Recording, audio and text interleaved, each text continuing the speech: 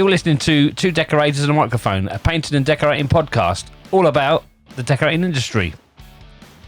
Very cheesy intro from Dad there. Thanks very much. Yeah, we're two decorators, a father-son team. I'm Ryan. I'm Trevor. Yeah, and we decided to do this because we do a radio show on Fix Radio, Tuesday evening, 6 till 7.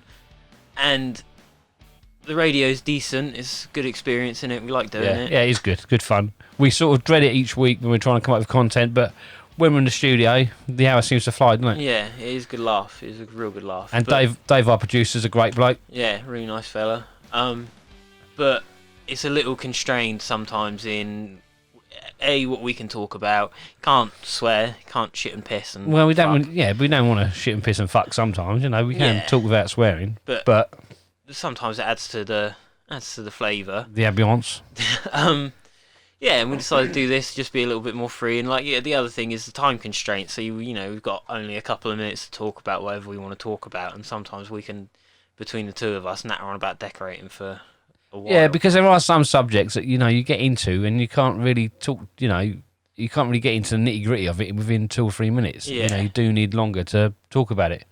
Yeah, exactly. You need just a bit more time, and we wanted to kind of make this out to be sort of like a 10 o'clock tea break, bit of a relaxed environment. Somewhere we can have a chat and just talk about any old. Ryan's giving me a funny look. Just put a little bit of music underneath us. Please don't. We've tried to do this for four times. We've tried to record, isn't we? Dad will make it very cheesy, and I'm trying my best to stop him making it extra cheesy. Can we not sound like we're in the middle of a jazz club? Please. It doesn't, does it? No, I can't hear what it sounds like, but I That's know. why you should be. That's why you should be. What you're doing. Headphones I know on. exactly what you're like. Why are you trusting me with this? I've got sound effects and everything. Please don't. No, I'm not going Please. to. Anyway, look, let's get back to what. Every time you touch one of them, I'm gonna mark a ceiling. I'm gonna make you snag something. So yeah, please, I could all the way down. It's the okay. way. It just helps give it a bit more body. Anyway, come on, let's get back to what we're talking about. Body, you fat git. Yeah, so we're a father-son team. I joined Dad about 2 years ago. Worked in London for a bit, but commuted up there for 2 hours from Alton to Hoxton. And that was a bit killer. It really took quite a bit out of me. So came back and wanted a bit of a. It was really just I was going to help Dad for a bit while I looked for another job, and still not found another job yet. Yeah, exactly. But no, it's Ryan's in his third year now. Yeah. So yeah, we're getting along. We have our ups and downs. It's working with your family. With family is definitely a lot different to working with anybody else. It's it's a challenge sometimes. It's better now than it has been before. Yeah, and it doesn't help that you're still at home as well, does it? Yeah. If you weren't, I think if you were out of the house, it'd be a lot easier. But I think the fact I'm driving now as well helps that's a bit. big help. We're not stuck with each other, and it's not a hassle if Dad wants a day off or is ill. No, exactly. Got to get into work somehow. But yeah, driving. So yeah, things are we're working out, but it's not been a smooth process, and I think for most people it's not. It does take a lot of adjusting and getting used to, and if you don't, then you're very lucky, and you should appreciate that. Yeah, maybe we are quite relaxed with each other though. It's not a typical father-son relationship, is it? It's quite. Well, we can be quite fucking. I don't know, like cut to the bone, quite deep. Like we were doing this outside. You talking about George? Yeah. Oh, bless him. We were doing this outside, and I was up on the cherry picker. And Dad came wandering out. I can't remember why you asked it, but George was down by the bottom underneath me, and I was up in the cherry picker. And Dad comes strolling out, and just shouts up to me something like, "Are you still breathing?" And George was like, "You can't say that. That's so mean. You can't say something like that." Did he get upset, didn't he? Yeah, he did get a little bit upset. Bless him.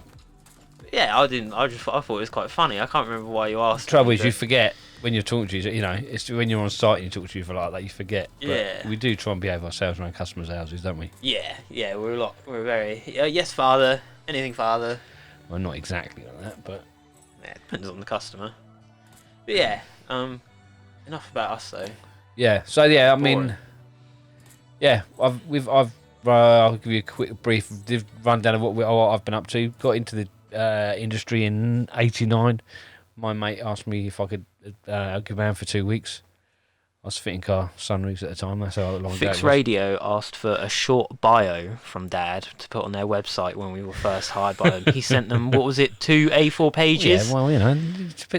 So strap in, get a cup of tea out, I'm just maybe saying, roll up a fag. Started in '89, worked with my mate, working on my Carthy and Stone head office in West Byfleet. And then went out on my own in '93. Got fed up with the industry in about 2005 because just didn't really like it anymore. Got fed up with it. So got into working for builders merchants for 10 years. Ended up at Travis Perkins and got fed up with their sort of corporate way of life and the management there basically. Didn't really have a clue what was going on. Much like now. And so got out about 5 years ago and been loving it ever since.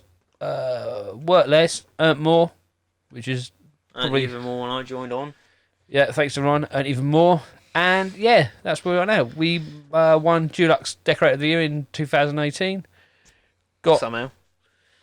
That's because we're fucking good. Got the gig with Fix Radio. When did we start that? About 6 weeks ago, 7 weeks ago. 6 away, yeah. Already a little bit draining. So like I say, we're I think we should we call it teething? Teething? Yeah, teething. But it's a lot easier to get up here to the office than it is to get all the way to London for us. It's still like an hour and 25. I have to have half a day on Tuesday. Both ways.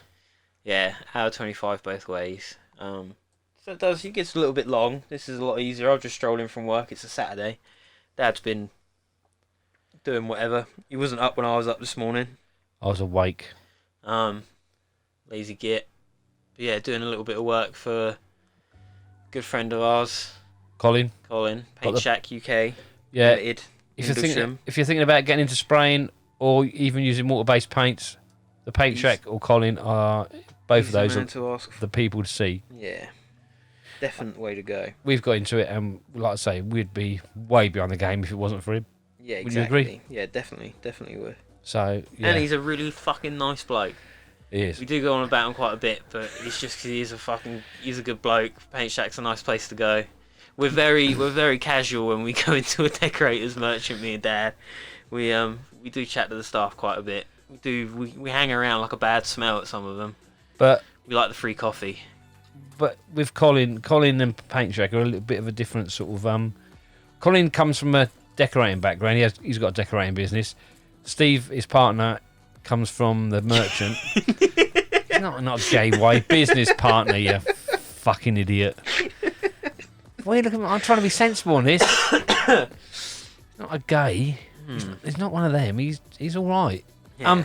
Anyway, Steve, his business partner, comes from a merchant background. He's with brewers for forever and a day, wasn't he, Rye? Yeah. If you have any questions about wallpaper, go and ask Steve at Paint Shack. No, not wallpaper. Yeah, definitely. Go and ask him about wallpaper. But no, he's got some qualification that ICOR, ICORR.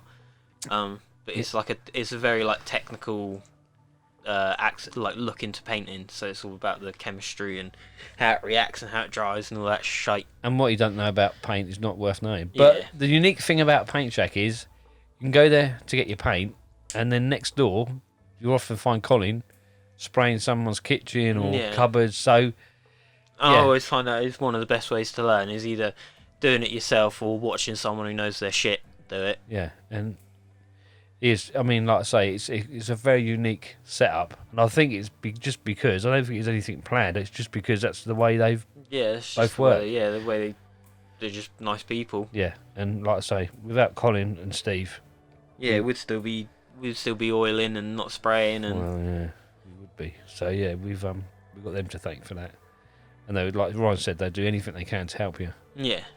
So, and that's why basically we do use what's that? 90% of our 80-90 is, but especially emulsions and stuff like that. The emulsions are top notch. Yeah, so that's the Paint Shack ad over with. But yeah, so helping Colin push a job forward over the weekend, but I need money because Dad don't pay me anything. I do it for free. You get more than enough. So yeah, that's basically a bit about what we've been up to, where we got our paint, what we want this podcast to be. Can people leave messages or anything on these podcasts or not? Yeah, I assume because it depends where you. Maybe we should discuss this off the podcast, but it will probably end up on YouTube, which you can leave comments on. You can put it on SoundCloud. Yeah. Yeah. Okay. Leave comments on. But yeah, a bit of feedback would be much appreciated, wouldn't it? Yeah. So yeah. Other than just calling us boring, please. At least we're trying to do something. Yeah. So this job that I was working on today, it was I was speaking to the customer. She came in and had a bit of a chat, and it was always a nice feeling when they come in because we managed to get quite a bit of emotion on the walls. So she came in and could instantly see that it had gone from just a mist coat in white to some actual like definitive colour on the wall.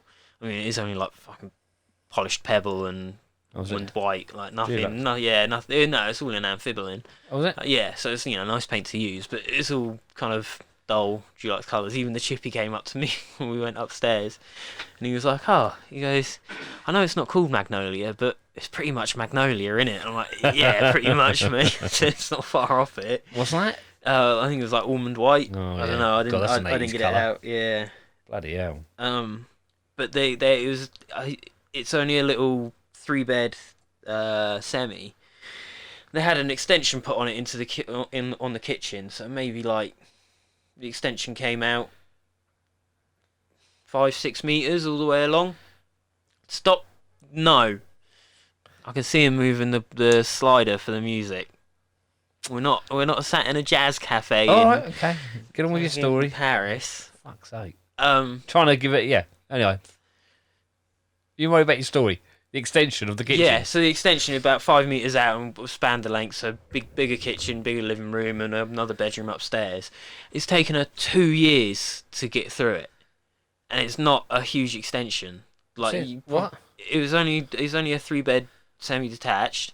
Yeah. With a double extension out the back. Who's about decorating 6 meters. What? What are we talking about? The job that I was working at today. Yeah. Yeah, that's what I'm talking Taking about. her 2 years to do what? Build it. To get it to decorating. Really? Yeah. Jesus Christ. Sorry, I wonder what you're talking about. Yeah. Thanks for listening. I hope you're still listening. I was trying to put some music on, sorry. Yeah, I can see that. I'm going to start throwing stuff at you. Yeah. Yeah, which is just ridiculous. But it turns out she said all of the tradies that went in there, all the tradesmen that went in there were spot on. But it was just a project manager, and we had that talk the other day. That project managers can be the life or death of a site. Yeah, I went to see that job the other week. Yeah, when that bloke moaned about all the trades that had been there, and yeah, you don't get a good vibe when you go and price in a job and the bloke's talking crap about all of the other tradesmen that's been before you. And it turned out that the bloke who was a project manager was the homeowner. So yeah. I mean, people do this for a full-time job, project manager, you know what I mean? Yeah. It's not a sort of part-time, it's a bit like life. You get in what you get out of it what you put in. So if you're not really knowing what you're doing, you're not going to get great results, are you? No. So. But I say that about anything, really. If someone says, that job's easy, I say, if it was easy, it wouldn't be a job. Yeah. Do you know what I mean? Like, dry cleaners.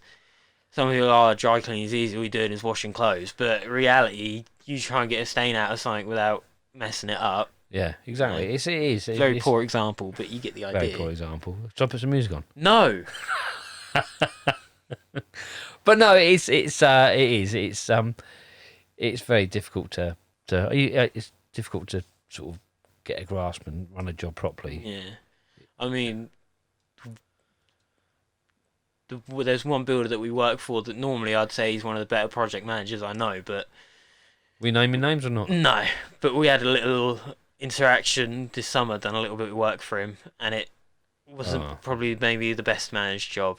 Well, normally he's spot on. Normally he's banging. I like most of his jobs. He's still brilliant, but the only trouble with this job was I think he holds decorating in quite low regard. Yeah, that's what I'd say. Yeah, that's very true. Because we did go to one of the jobs. It was a hall stair landing and 2 bedrooms, wasn't it? Yeah. 3 bedrooms. No, it's 2 bedrooms and a bathroom. And he said, "Oh yeah, I've got some boys miscoating it for you." And it was the 2 ground workers. fuck me, there was paint all over the sockets, tram lines everywhere. It's like this. And, they're not decorators. No, but and it's still. not their fault. They weren't. They were told they were doing what they were told to do, but they miscoated, and then I spent the following day going over all the walls with the marker to get it back to just any kind of flatness. Like the plasterer, he's spot on. Yeah, the plastering was good. Plastering is normally really good for and him. it got fucked up with the miscoat, unfortunately. And this is the trouble we had with this they job. They got told to splash white everywhere, and they done exactly that. But they were fucking everywhere. Yeah, it wasn't good. But this is the trouble with this job. It was a lovely job outside, probably about 40 grand's worth of work, but it got treated as a hospital job. So I remember at one point it was a ratio of 3-to-1 of other trades and decorators. There was me and you there, and 6 other trades or labourers. Yeah. And it was just basically, if they had nothing to do, or they were in between jobs, that they get sent to, and it's... And we had weeks and weeks of getting promised, oh yeah, we're having another decorator show up, we're having another decorator. We kept saying to him, we need more decorators here.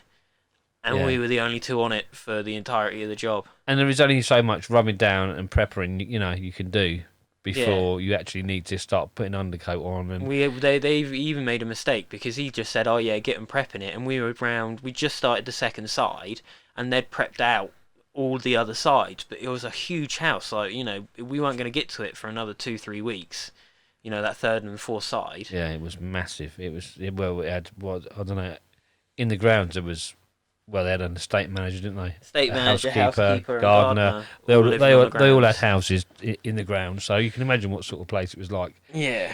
And it even got to the point where he said to us, "Oh, well, I'll get some of the lads." He said, "Is there any painting to do?" I said, "Well, have you got anybody that can paint?" He said, "Well, they can paint the flats of the window." Yeah, I'm not painting flats. No, luckily we got out of there before. Yeah, it got too drastic. I mean, we said initially 6 weeks. Well, we said 4 weeks to start 4 weeks, with. And we were there 3 months, so we gave them way longer. And we did push it sometimes. But like I say, it was just that, But no, he's other than that. Yeah, the jobs we've done, we get paid bang on time. Yeah, can't moan about that at all. Yeah, I worked for him before. I was working with Dad as well, and he's a really nice bloke to work for. It's just I'd just like that to say one job soured it a little bit. It's just like I say, he just doesn't hold the decorating in the very top priority, which is unfortunate, because it's the one thing that, as you know, can make or break a blooming job. It can make a shit job look really nice, or it can make a nice job look really shite if you've got the wrong decorators. But I talk about it. I've spoken about it about 3 times on the radio, which is that decorating in that whole hierarchy of trades is right down there. It's really not held up in a high regard by anyone, and I always blame that down on the B&Q home base ads. Grab a 9-inch roller, a scuttle, not even a scuttle, a tray, and a 2-inch cheap brush, and decorate your house up. And it's not that's what people see it as. Yeah, it's but not that at all. Unfortunately, not. I don't think many people would notice a good decorating job if it slapped them in the face. It's one of them things. It's just like a lot of stuff where it's you wouldn't notice a good job. You might not notice a really good job. You notice a bad job. Definitely notice a really bad job. Yeah, exactly. Yeah. I was looking at a job last week that we did about a year ago. I went back there, got some repeat work. God, you actually went back to a repeat customer. Oh, I knew you were going to say that. But she actually commented on she asked if we'd sprayed the walls. She said, "Did you?" I said, "No, we do spray." I said, "But we haven't sprayed the walls." I said, "Why'd you ask?" She said, "Well, the walls look so smooth. It's sort of unusual for a customer to notice that. But what we've done is we mercured the walls. Game changer. If you haven't got a merker, you need to get yourself a merker." We'd mercured the walls, and then Ryan had gone over the walls with a Purdy white dove, and it had brought the walls up a treat, and she was really impressed. And that is, well, I find that's sort of quite unusual for a customer to notice that. Yeah, actually go out level of the of way finish. To point it out. Yeah, so, but it's it is one of those, I suppose. You just have to deal with it, don't you? Yeah, but I also think it's that it could go a bit of a way in actually educating customers when you can, because I do get asked questions sometimes, and I will like in a way trap them there by just keeping talking at them about what a good job is and what a bad job is and that sort of thing. Yeah, but they don't know, do they? No one. But that's until you tell them. But that's why I like trying to, say to customers like, oh, you can see the other decorator. He's just gone over there. You don't badmouth them all the way down to their terrible decorator sort of thing. But you just say, oh, well, he's decided to do X, Y, and Z, but it's just not made it last as long as it could last. And you kind of show them that you know your stuff. 60-minute makeover is another one that's fucked things up for everyone because they think they could just turn it around. Do you know what I mean? The way to get your house done is to get fucking 60 people in your house for an hour and it'll be sorted out. Yeah. Christ knows what it's like after 2 weeks when they finished, but yeah, well, it's taken 60 people an hour, so it should only take you about a day to do it. Yeah, it's very strange. I don't know quite what. But yeah, like Ryan said, I think it's just a matter of educating people to. Yeah, just to the extent of what we go through and what our thought process is, and even to the point of when I say to customers that I'll go around the room clockwise, and then the second coat I'll go around it counterclockwise just to catch everything. Oh yeah, I didn't think of that. That's a good idea. My favourite one is when a customer says we'll supply the materials, which we don't. If people say that, we don't tend not to because I want to stick to what I know. They could even supply the materials, but the price will go up by a bit for us to go out and buy the paint. Yeah, to get the proper paint. Yeah, I've done that before. Anyway, it's the other thing. It will supply the paint, and then you say, right, okay, then. So what about all the sundries, like the sandpaper, the filler, the cork, and what? Well, where's that coming from? They just think that painting is a matter of getting the paint, getting a brush and a roller, and cracking on.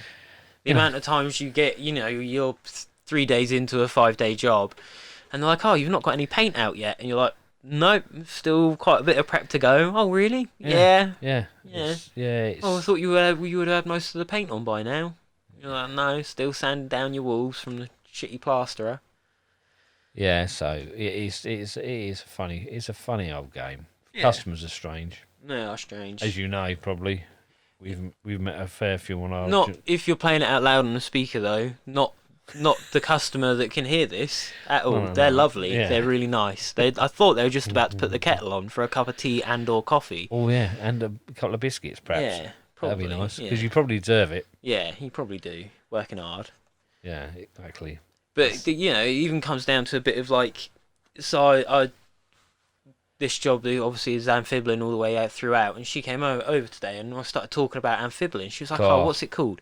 Amphibian. I was like, oh yeah, and I told her the story about us trying to scrape it off of the render of the You better tell a story about it now because you started it. Alright, we're doing it outside. Dad went there and jet washed it all off and all the paint flaked off. The coat, the coating had failed before, so it went straight back to the bare render.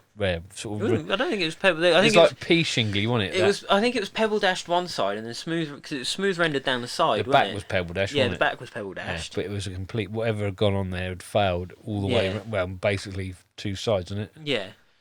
So we'd done a little foot by foot test patch on. Again, we'd gone to Paint Shack because we didn't know what to do. Yeah. So Steve advised us to use amphibian, didn't he? Yeah, so he slapped a bit of that on there. We nice square, a little bit of masking tape. About four squares we put around the house. And then got there the next day and just took a wire brush to it, and didn't shift, didn't budge. Because the last thing I wanted to do was put something on there that was going to fail again, and it'd just been a bloody nightmare. So, yeah, amphibian is definitely something you need to get hold of. It's the only thing I've found that will go straight onto distemper as well and hold that back.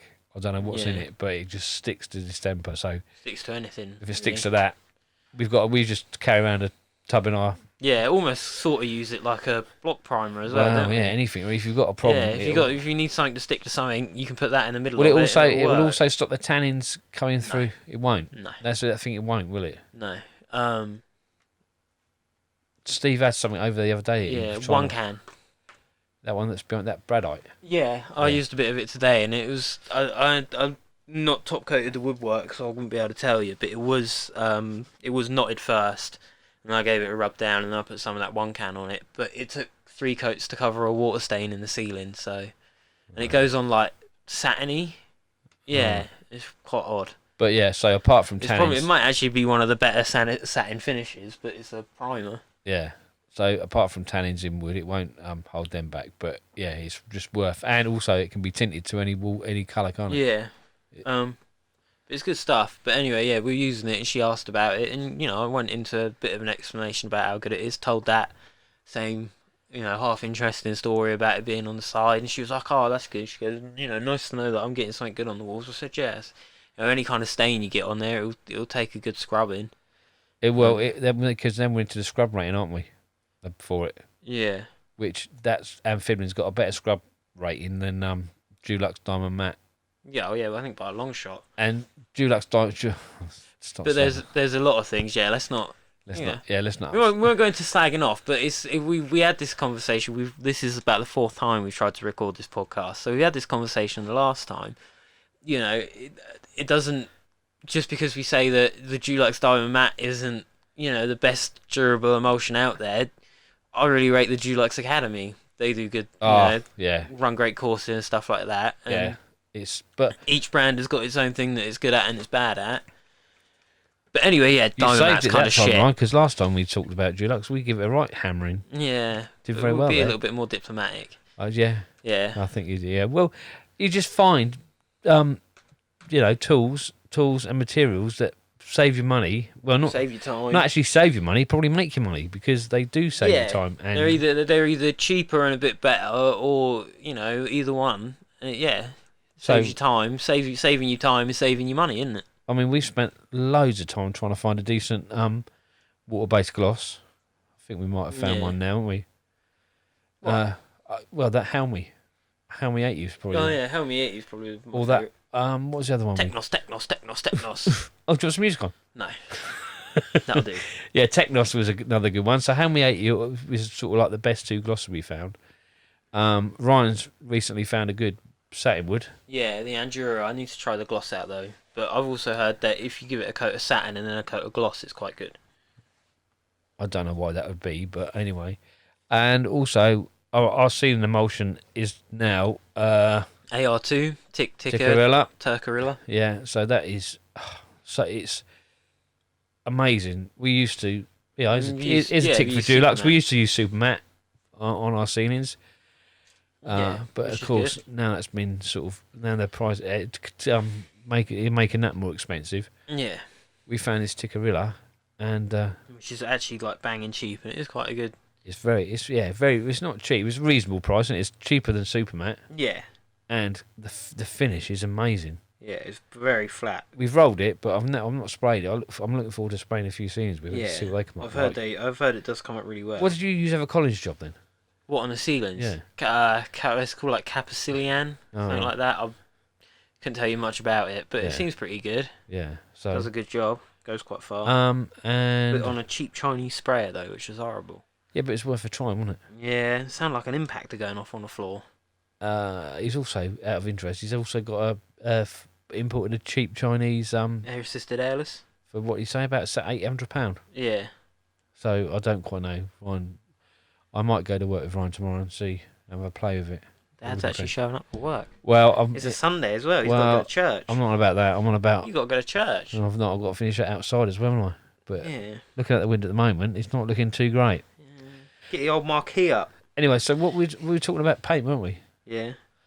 So yeah, it's so we've basically got our ceiling paint sorted out. We've pretty much got our wall. In Deco's what we use on walls. Is my favourite for walls. Caparol.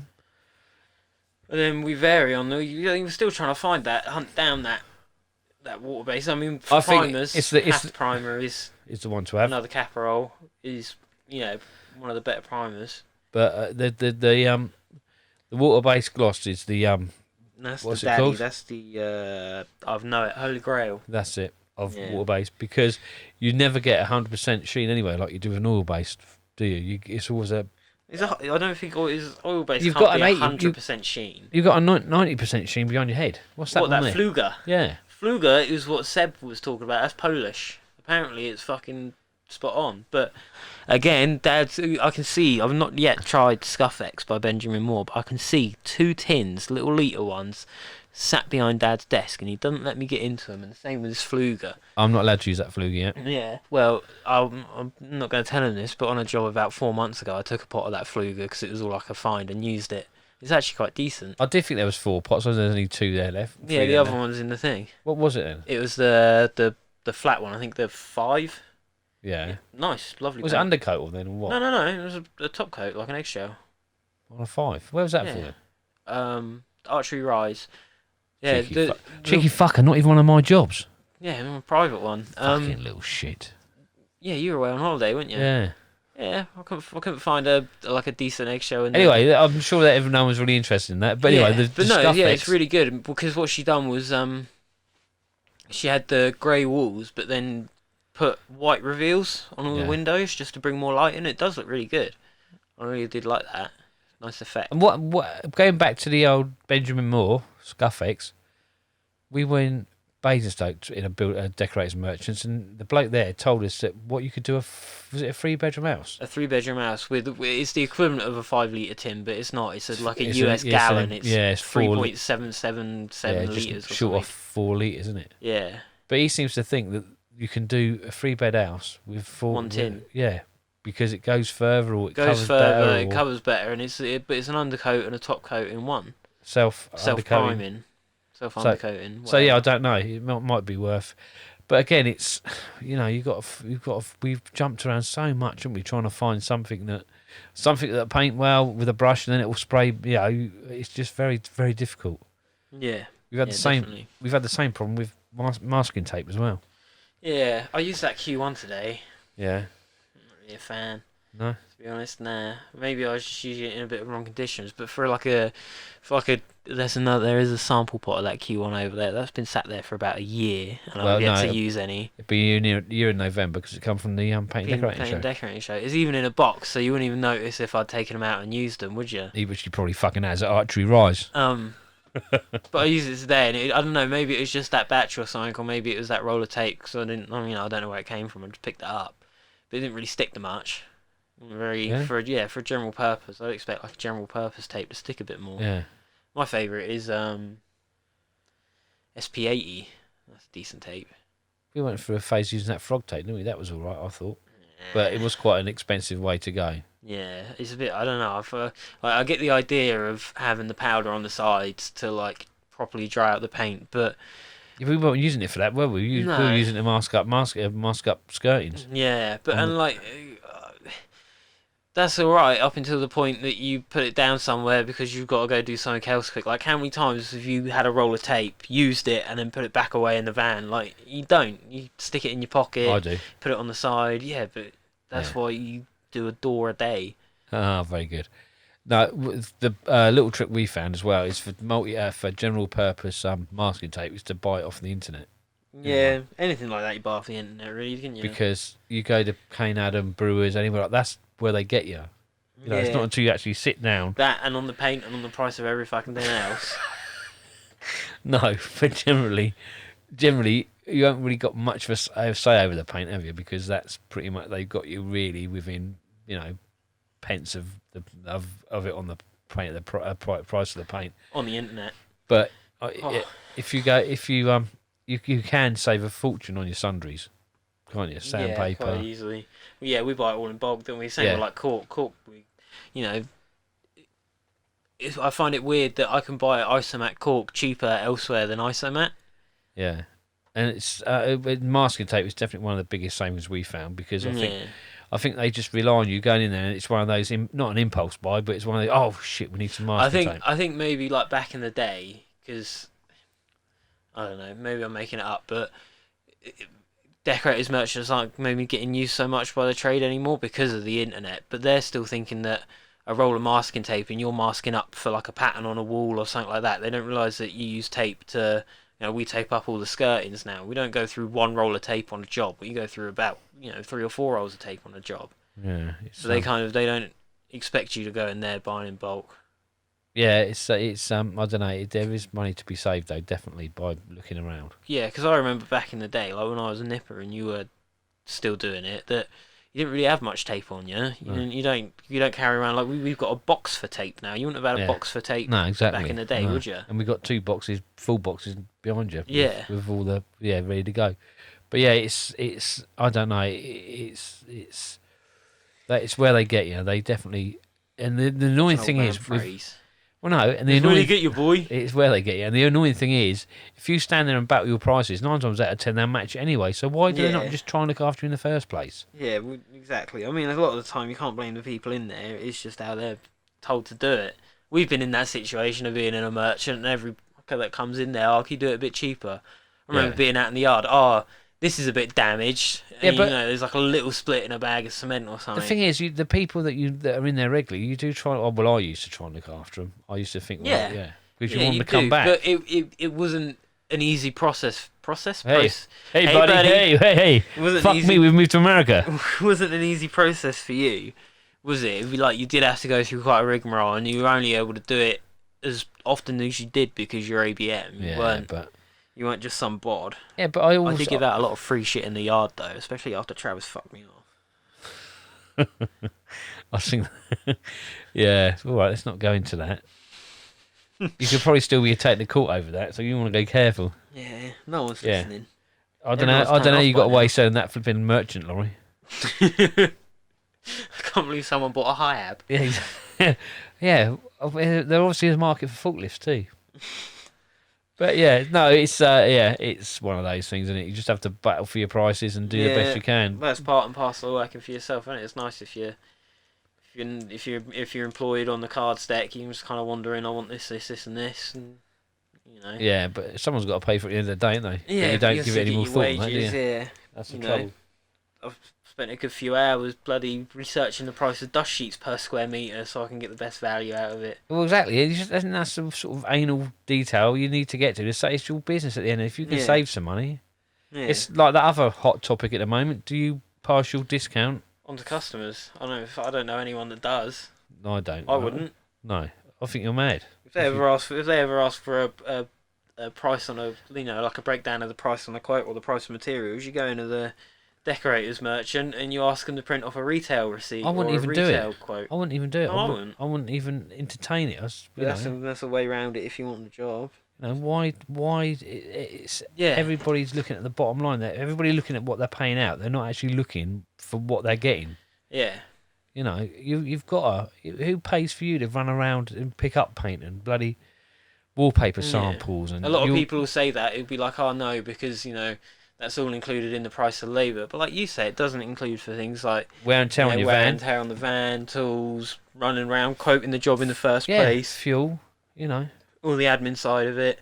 No, it's Sitting up here and doing a podcast every week.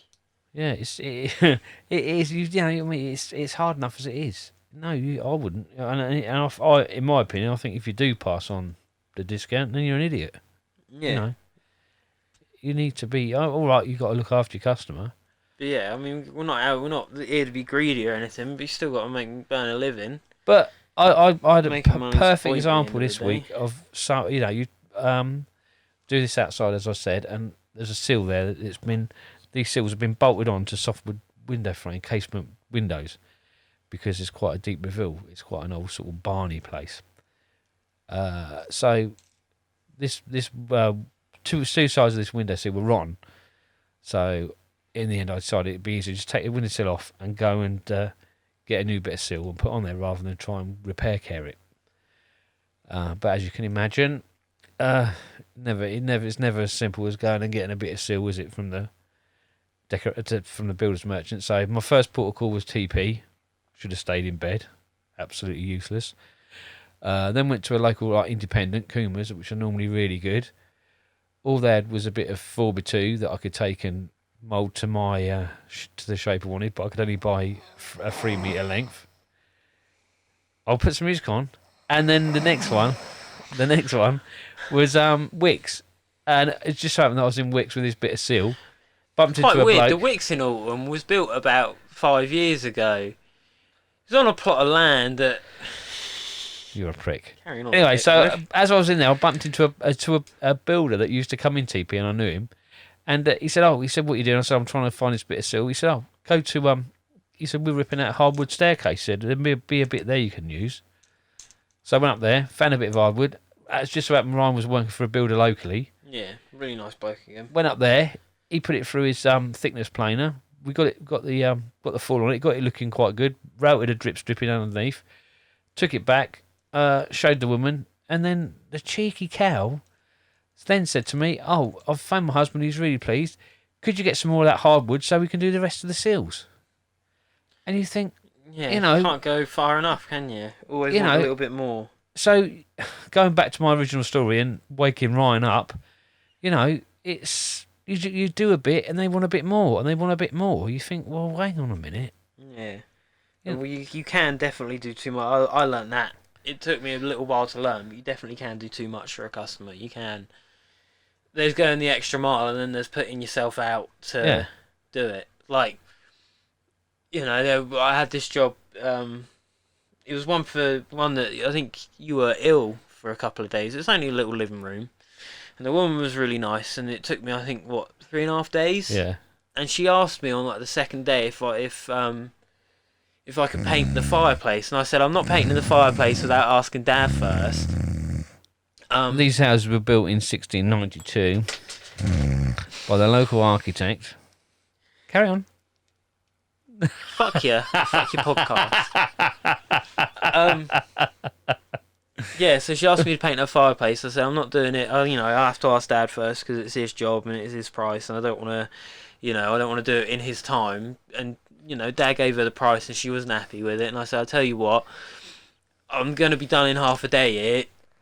I'll pack up and finish off, and I'll get Dad over and check that everything's all right, and then I'll do it in my own time in the afternoon. So there's nothing wrong with doing a bit for a customer, but there's putting yourself proper out of the way for it sometimes. Yeah, you don't mind doing extra bits. I mean, I think what we're trying to say is we don't mind doing extra bits and pieces. I don't think anybody minds being, but it'd just be nice to be a bit appreciated. And then do a little bit, and then just say, "Oh, thank you, that's very nice." Yeah. Not, "Oh, could you do a bit more?" Yeah, exactly. You think, well, that's what we're saying. We're not being miserable bastards. We are miserable bastards, but we're not. We're decorators, and I think everybody in the building likes a good fucking moan. But to be honest, we're not saying that. It's just nice to do a job and be appreciated. Yeah, sometimes you do get a bit of you're just a worker vibe off of people, and that's that just, job in Bentworth. Yeah, and that just puts you a bit of an off on the job. Like the woman today, really appreciative. She was like, "Oh, it looks so good, thank you very much." And you're like, "Well, it's only the first coat. It doesn't look that fucking good." Yeah, but it's, you know what I mean. It's nice. It's nice. Yeah, it's nice to have someone come into that and appreciate your work. Of course, it is. But yeah, it's I don't know. I think that's all anybody wants, just to be be a bit appreciated, and to think that what you've done has made a difference, and they're happy with what the work you're producing. Yeah, it was always nice knowing that you're doing a good job, innit? Yeah, because that's what you want to do, don't you? Some people might be in this line of work just to make a lot of money and leave shit jobs behind them, but I lose sleep if a job goes wrong. If you want to make a lot of money, you wouldn't be decorating, that's for sure. Yeah, exactly. You're going to make an alright bit of money. Well, you can with blokes. You could have told me this fucking 2 years ago. Would have got into something else. Would have been a Sparky. Oh, God, yeah. There you go. There's where the money's at. But, no, like I say, it is. We all try and treat our customers the best we can. But there's always that one that wants a little bit more and a little bit more.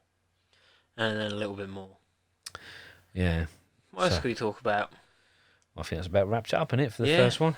Yeah, if you've made it this far towards the end, what should I say? Because I want to see if people have reached the end of the podcast. Oh yeah, what did we do before? It was hairy toes. Oh last time. yeah, but tell the hairy toe story then. How did we get into it last time? I think we talked about weird customers, or what were we talking about? Weird customers, maybe something about pricing up jobs. But anyway, so we had this job in Alton. It was only 2 minutes down the road. Because Ryan wanted to come out and do some pricing. Yeah, that's what it was. Because I learned quite a bit off of Dad on the tool side of it, but then I still want to learn on the business side of it, because I think that's quite a vital part of being self-employed. In it is you've got to run your business as well as do the work. So I went out and priced a job with Dad in a new build house. What was it, about 7 in the evening? Yeah, it was. Yeah, so Coronation Street had just finished. No, Emmerdale was just... Emmerdale. We had to be there for 7:30, so okay. I think I've been sat watching Emmerdale. Yeah, so... Because that's the way I roll. So jumped into the van, drove down there, knocked on the woman's door. "Hello, yeah, nice to meet you, how you doing?" Stepped into the front door, and then she goes, "Oh, I've just had new carpets put in," which, thinking about it, yeah, it's a new build house, she's just got in there. So I'm like, yeah, no worry, flick my kicks off, and then Dad starts taking his boots off, pulls one foot out, and there's 5 little piggies staring at me. You dare touch that music button? You dare. There's a thing I there. see his finger hovering over it. It's probably like a round of applause or like a wah, wah, wah. Yeah. Don't have to do it now, do we? You fell into my trap. So, yeah, pulled one boot and there were 5 pigs staring at me. Pulled the other boot off and there were the other 5 staring at me. Well, So, yeah, had to walk around this house chatting to the woman, trying to keep her eyes up, looking at the ceiling so she don't look down and notice 10 toes staring up at her. we still got the work anyway. Yeah, we did the job. So anyway, that was the story of the 10 The 10 toes. hairy toes, The wasn't hairy it? toes, Hairy yeah. toes, So that's yeah. why, at the end of the last episode, do not touch them buttons. Do not. I'm going to gaffer tape your hands to the desk next time. I can't. There's one there that does that. Do it. Oh, it's not that one. It was that one. Sorry. Whee! I'm ever so sorry. Yeah. So yeah, that was. So if you've got this far, Yeah, if you got this far, leave a comment of hairy toes. and then we'll know you've Or made shit it. sound effects, something like that. And we'll know that you've reached the end. But yeah. So until next time, Yeah, we'll thank you for listening. we'll find some more interesting things to talk about. Yeah, keep your bristles stiff. And we'll speak to you soon.